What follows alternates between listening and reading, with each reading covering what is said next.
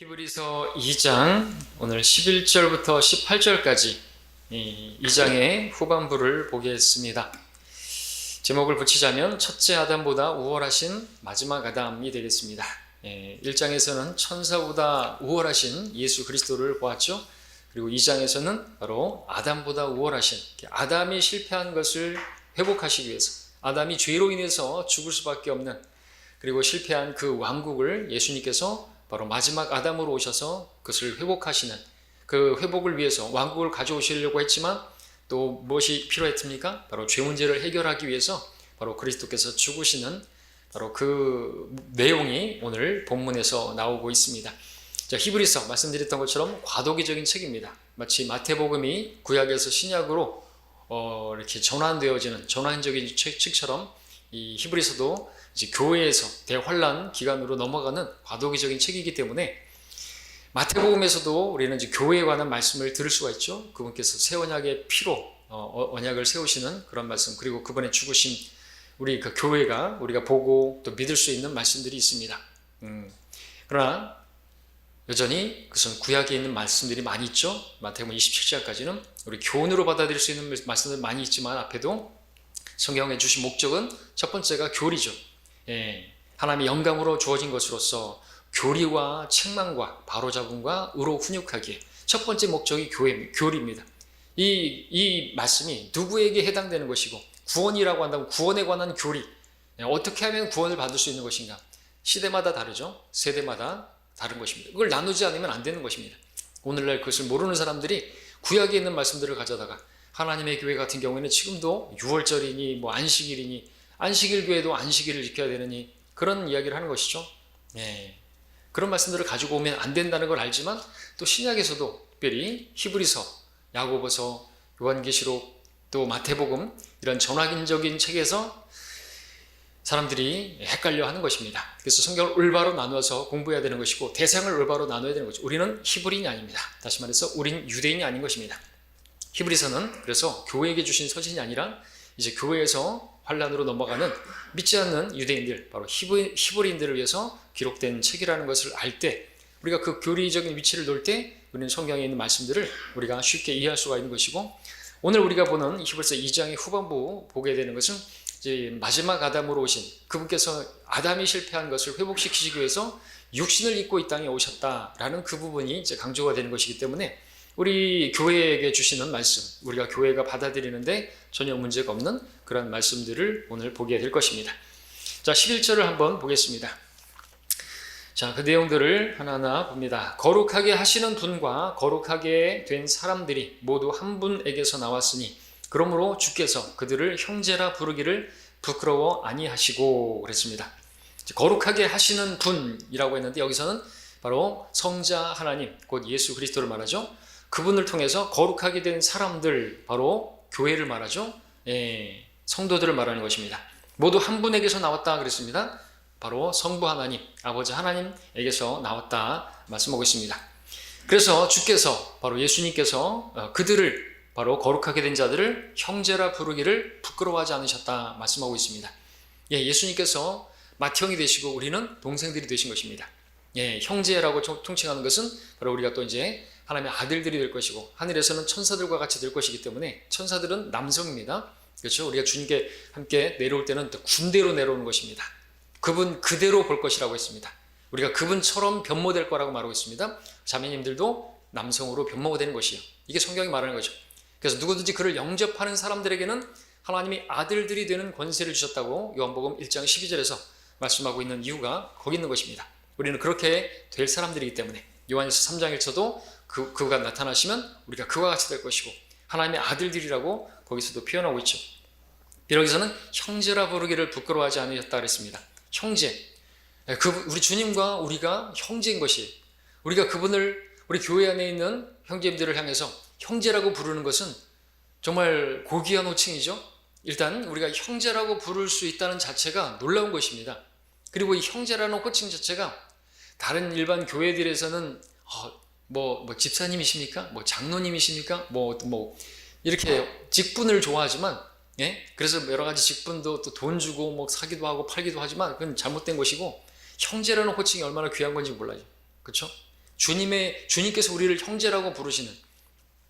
그리고 이제 이 당시에 교회가 이제 시작될 때를 생각해 보십시오. 그러니까 로마의 시대, 그 유대인이나 이제 헬라인 없는 상황에서 교회 안에서 로마인들은 이방인들을, 그리고 로마인들 거기서 여전히 이제 종이 있고 주인이 있는데, 그 노예들은요 인간 취급을 안 했습니다. 근데 그리스도 안에서 하나가 되는 거죠.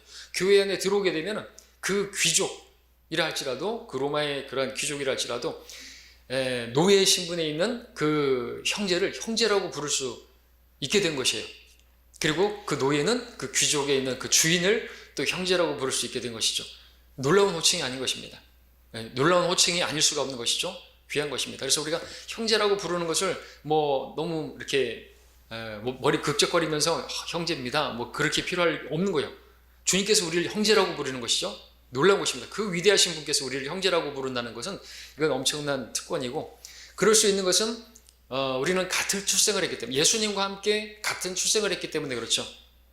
다른 부분이 있겠지만 어떤 부분에서 같은 것이냐면, 예수님께서는 성령으로 잉태되신 분이시고 우리는 성령으로 거듭난 사람들이기 때문에 형제라 부르기를 부끄러워하지 않는 것이죠.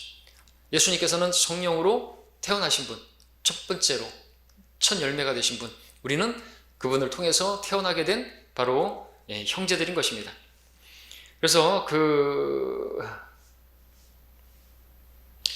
12절 13절 계속해서 보시면요, 말씀하시기를 12절에서 내가 주의 이름을 내 형제들에게 선포하고 교회 가운데서 주를 찬송하리이다 하셨으며, 또다시 내가 주를 신뢰하리라 하시고, 또다시 보라 나와 하나님께서 내게 주신 자녀들이라고 하셨느니라 그랬습니다.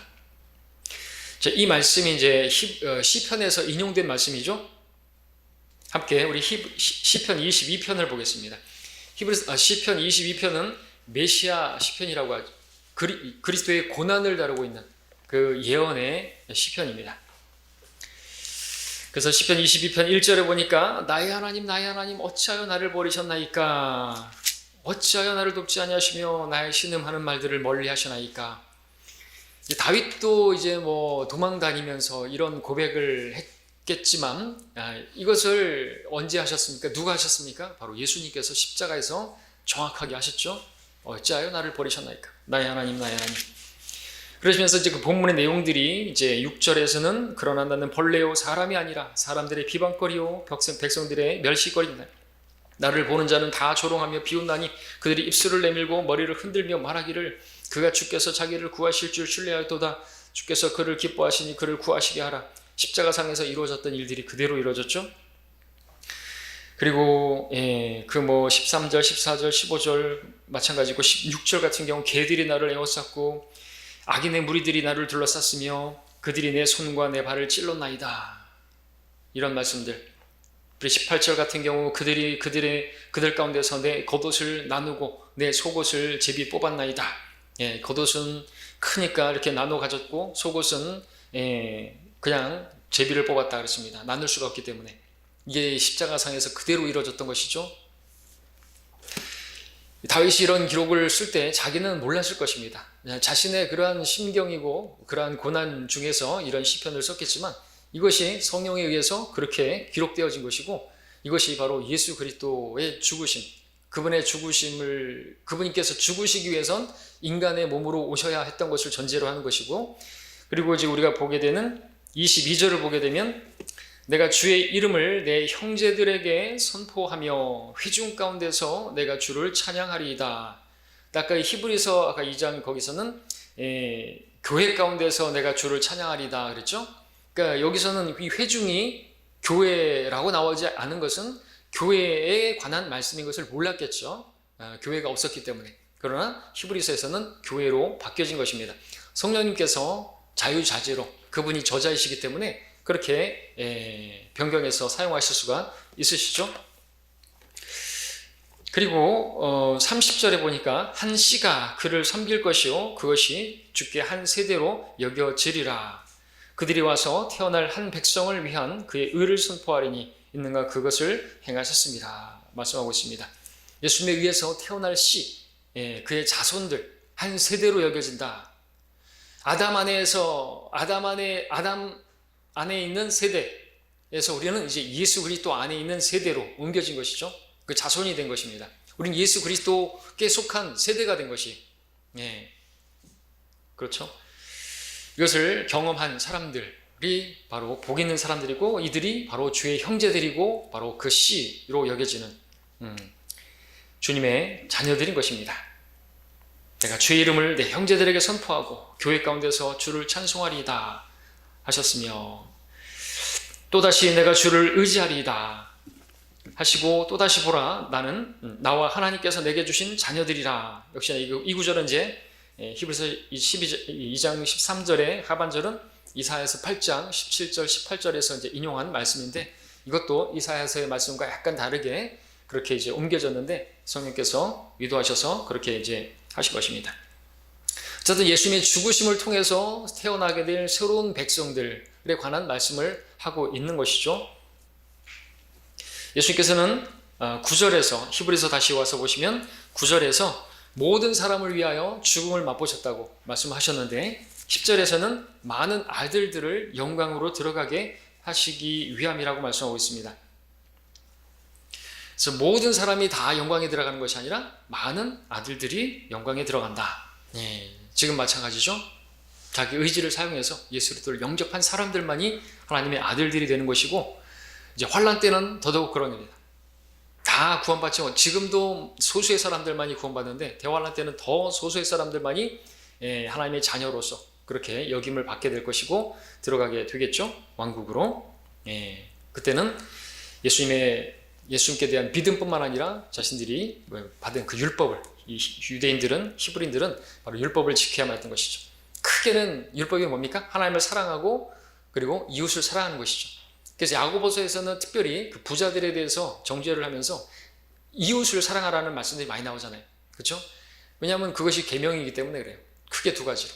그래서 이 히브리인들은 바로 환난 때 하나님이신 예수 그리스도, 그분께서 육체로 오신 그분이시고, 그분께서 그렇게 십자가를 지시고 그들은 그 십자가를 못 박은 그것에 대해서 이제 회개를 했어야만 했는데, 자, 그것을 이제 돌이키고 그분을 믿을 뿐만 아니라 여전히 그들에게 주신 계명을 지켜야만 하는 것입니다. 다른 이방인들은요, 그 유대인들을 잘 대해줘야 되는 것이고요. 왜냐하면 이 유대인들은 바로 예수님의 형제이기 때문에 1차적으로. 그래서 우리 뒤에서 보시면요, 뒤에서 보겠습니다만은 아브라함의 씨라는 말씀이 나오죠. 그래서 2장 어디서요? 16절에서 이는 주께서 진실로 천사들의 본성을 입지 않으시고 아브라함의 씨를 입으셨느니라. 물론 우리도 믿음으로 의롭게 된 그 부분에서는 아브라함의 씨가 되겠지만, 첫 번째로 우선적으로는 바로 이 아브라함의 씨, 이 히브리인들 아브라함과 이삭과 야곱의 그러한 대상을 말하는 것입니다. 그래서 그들은 성경에서 형제라고 불리죠. 이 유대인들은 예수님의 형제. 그래서 마태복음 25장에 보니까 여러분들이 아시는 것처럼 양의 민족과 염소의 민족, 오른쪽이 이쪽이죠.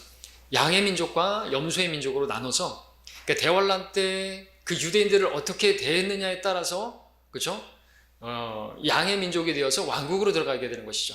근데 이 양의 민족은 이방 민족들이에요. 이방인들을 심판하는데, 이방 민족들을 심판하는데 대환란 때는 바로 예수님의 형제들을 어떻게 대했느냐에 따라서 왕국에 들어가는 것이 좌우가 되죠. 물론 그 이방 민족들도 짐승의 표를 받지 말아야 되는 것입니다. 그럼 적그리스도에게 속하는 것이기 때문에 예수님을 믿는 믿음과 함께.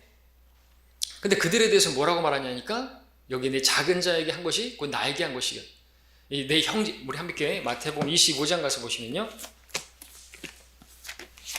그 유대인들을 향해서 뭐라고 말씀하셨냐니까, 바로 오늘 히브리서 2장에서 본 것처럼 그들은 내 형제들이라 말씀하는 거죠. 25장에 24장에서 이제 대환란에 관한 말씀을 쭉 하셨습니다. 그리고 25장에서는 이제 그 등불을 맞으러 나간 처녀들에 관한 말씀이 나오죠. 10명의 그 처녀들, 그 중에서 어리석은 5처녀들이 있고 현명한 5처녀들이 있고. 근데 이 말씀도 우리가 오늘날 교회에게 적용하면 안 되는 거 아시죠? 성경에서 교회는 처녀, 단수로 한 처녀로, 순결한 한 처녀로 그리스도께 바치려 함이라 고린도서에서 바울이 말해요. 교회는 하나예요. 유기체. 진주는 깨어지면 안 되겠죠. 진주는 하나입니다. 그래서 교회는 바로 신부로서 하나입니다. 근데 여기서는 처녀들이죠. 이것은 유대인들을 말하는 것이죠. 믿음과 행위를 지키는 것, 기름과 함께 등불을 지키는 것, 등불을 가져야 되는 것, 그 부분도 바로 이 대환란 때 연장선에 있는 것인데, 그들은 이제 등불이 떨어져 버린 것이, 그야말로 끝까지 지키지 못한 것이죠. 그래서 그들은 버림을 당하게 되고 열어달라고 하지만 기회를 얻지 못하게 되는 걸 보게 됩니다. 그러면서 25장에서 쭉 이야기하면서 이방 나라들을 심판하는 31절부터 쭉 보게 되고, 이제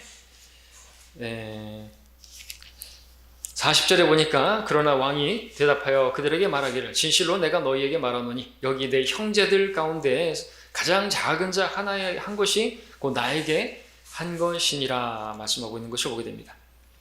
언제 우리가 주님께 그렇게 잡수실 것을 드렸고 언제 감옥에 갇힌 것을 우리가 방문하였고 먹을 것을 드렸습니까? 그랬더니 여기 유대인들 그들에게 한 것이 곧 나에게 한 것이다. 그렇죠? 이방 민족들은 그렇게 해서 왕국으로 들어갈 수가 있는 것이죠.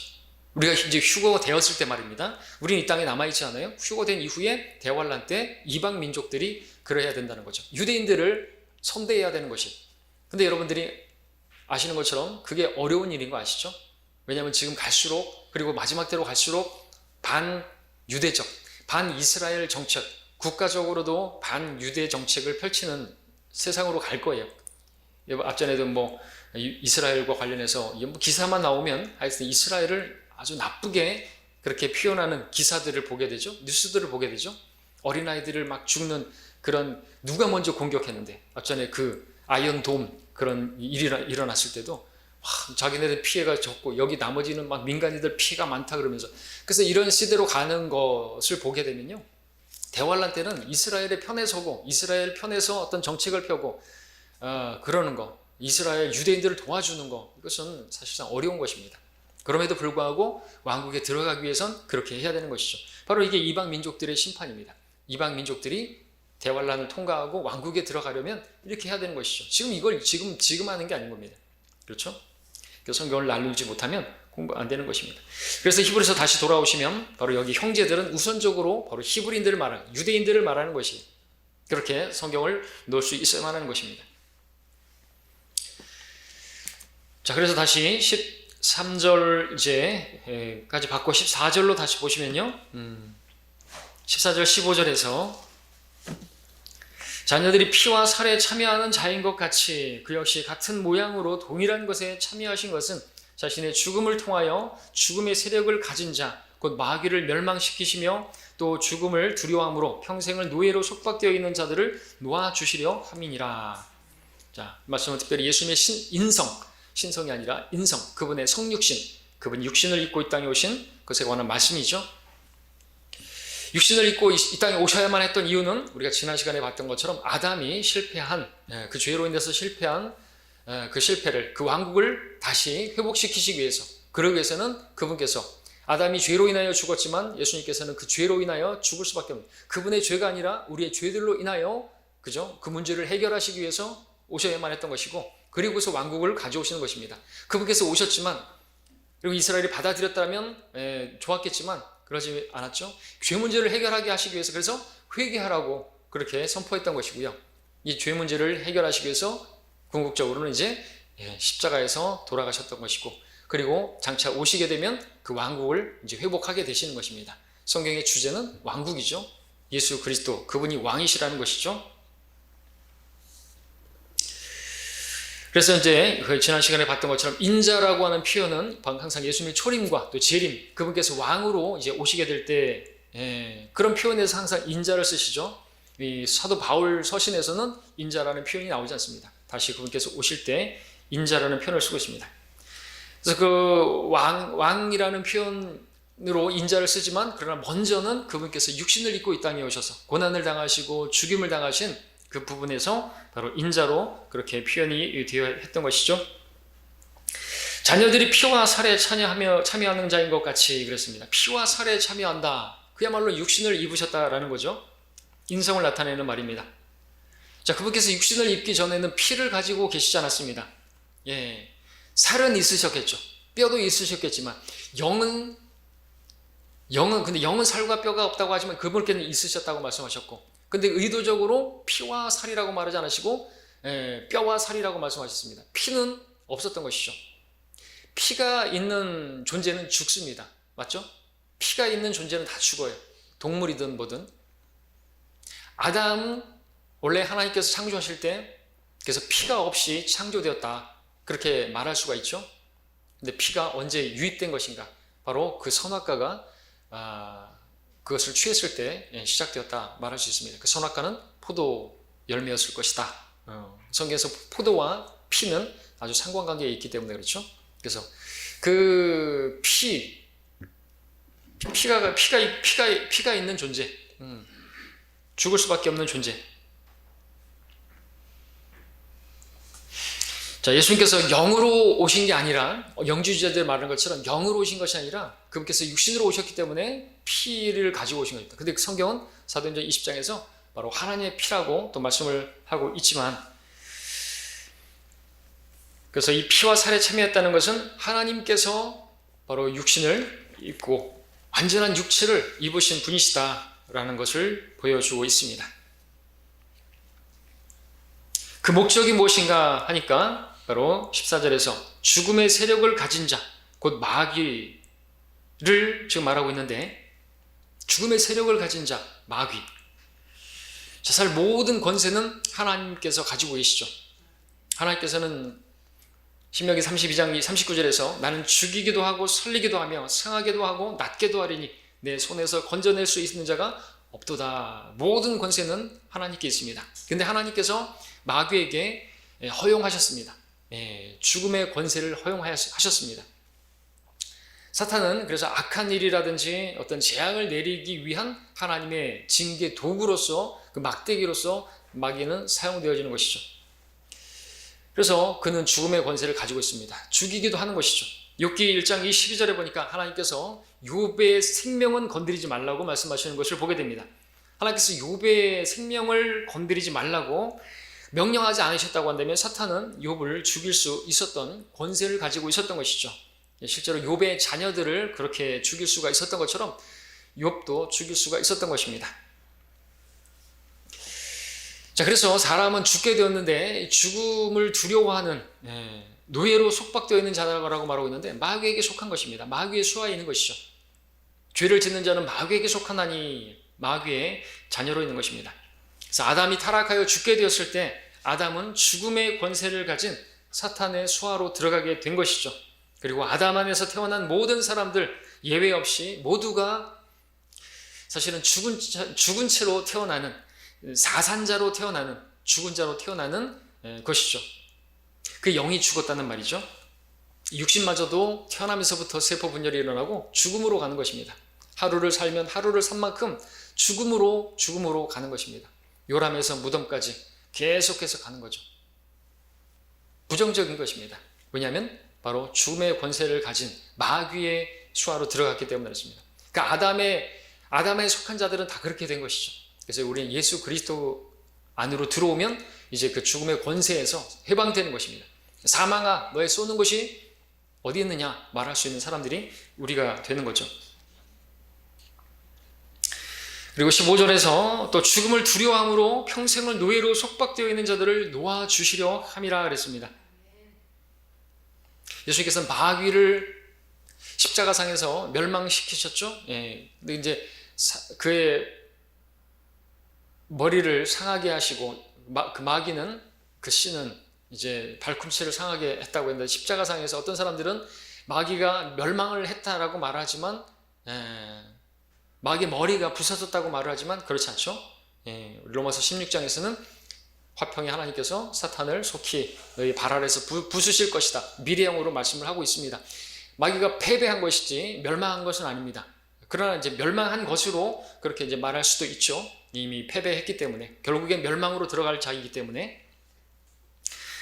어쨌든 그를 멸하기 위해서 오셨고, 또 죽음을 두려워함으로 평생을 노예로 속박되어 있는, 사망과 그 죽음 그리고 마귀의 노예로 묶여있는 그들을 자유케 하시기 위해서 오셨다고 말씀하고 계시는 것입니다.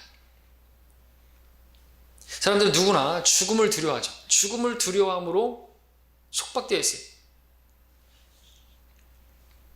죽음을 두려워하지 않는 사람 어디 있습니까? 모든 사람은 죽는데 아무리 돈이 많고 명예가 많는다 할지라도 그런 사람일수록 더욱더 두려운 것이 있다면 뭡니까? 죽음이겠죠. 왜냐하면 자기가 죽음으로 모든 걸 다 놓고 가야 된다는데 아무것도 가져가지 못하는데 돈이 많을수록 정말 죽음이 들어올 것이에요.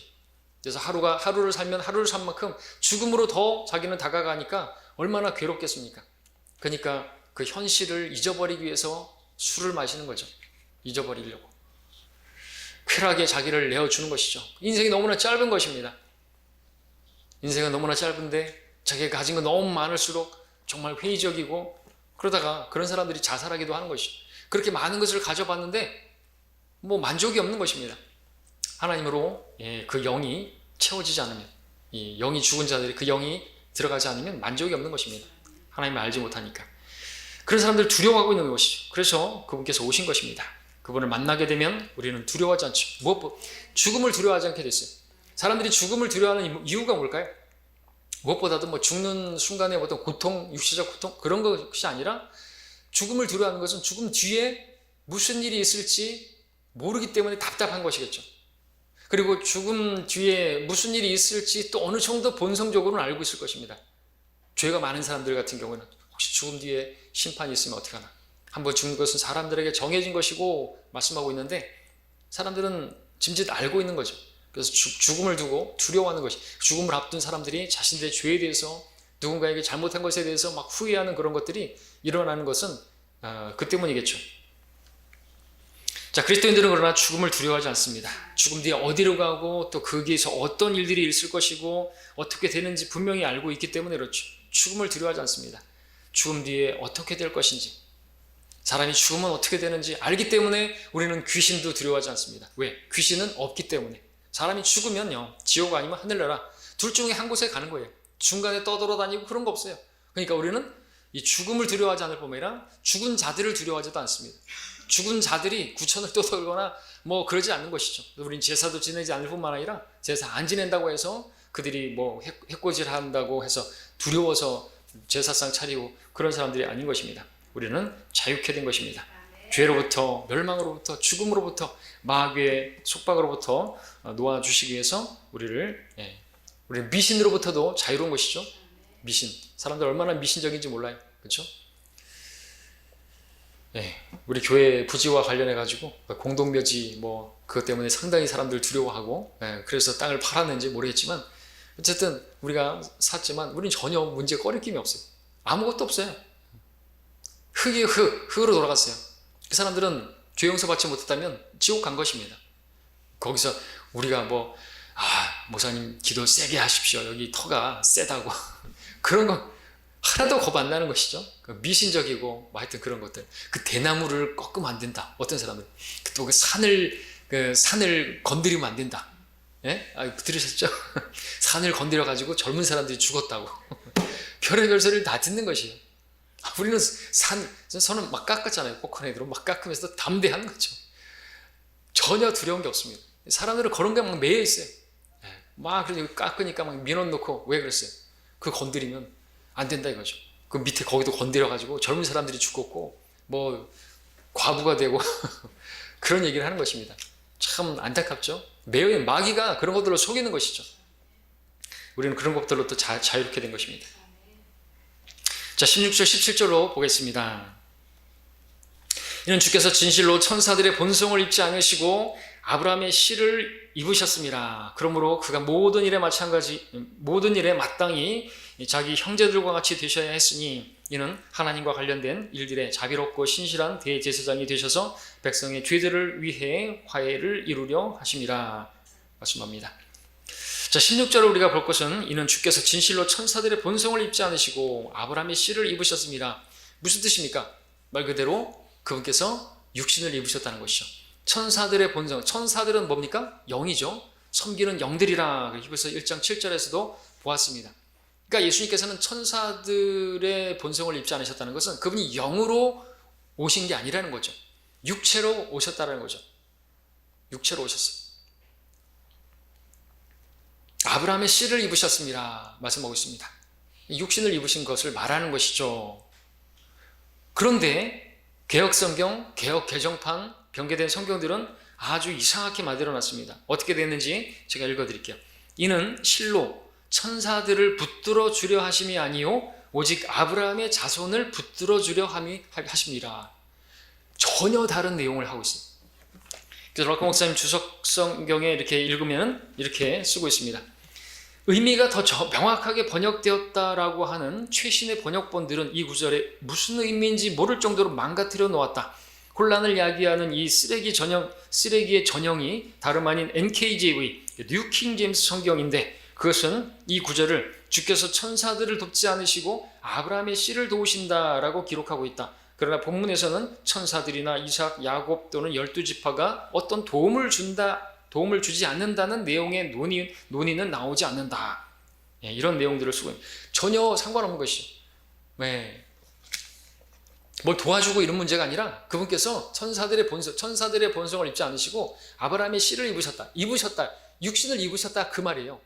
그런데 무슨 도와주고 안 도와주고의 문제가 아닌데 그런 식으로 NKJV, 뉴 킹 제임스 성경은 그렇게 변경되어 있는데 개혁성경, 개혁 개정판도 보니까 똑같이 그렇게 되어 있어요.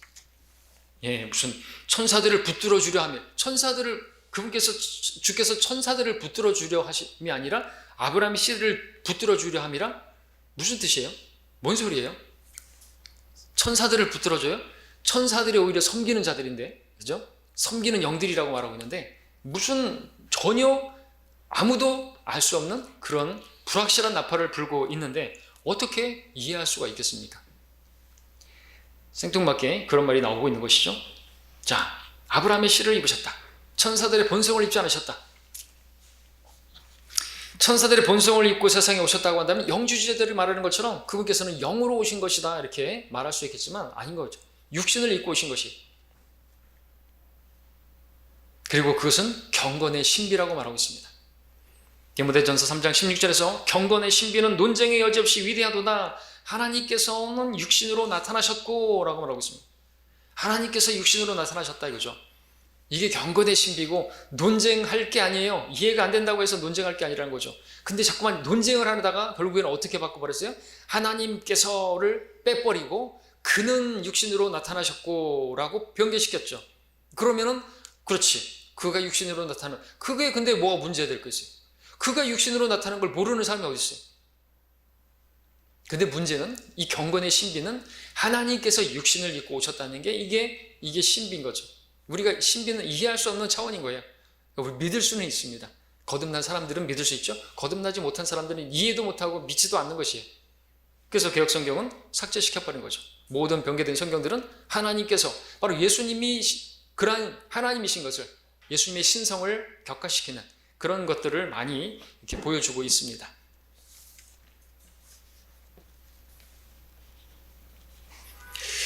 그리고 17절에서 넘어가서 보겠습니다.